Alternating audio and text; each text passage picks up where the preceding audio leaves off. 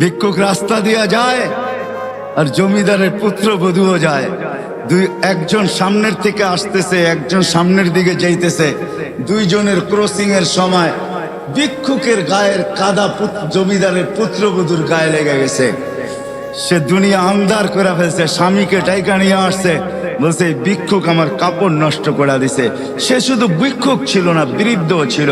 বৃদ্ধ ছিল না শুধু, জীর্ণ ছিল, শীর্ণ ছিল, শরীরে কাপড় ছিল না, ফাটা চিরা কাপড় ছিল, পায়ে জুতা ছিল না, পেটে ভাত ছিল না।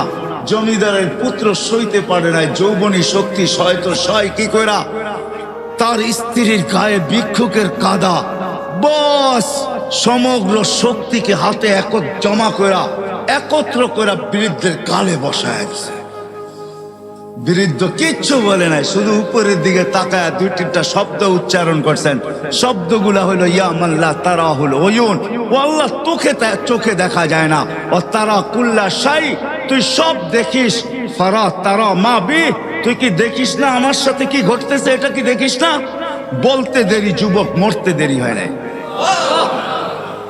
জমিদার চলে আসছে, প্রতিশোধ নিবে। বৃদ্ধের একদিকে মুস্কি হাসি, একদিকে বলতেছে প্রেমের খেলা এমনই হয়। জিজ্ঞাসা করছে কিসের প্রেমের খেলা রে? বলছে ওর প্রেমিকার গায়ে আমার কাদা লাগছে, পায়ের কাদা লাগছে, ও সইতে পারে নাই, যৌবনী শক্তি দিয়ে আমার বৃদ্ধ গালে বসায় দিছে। আমাকেও একজন ভালোবাসে, সেও সইতে পারে না,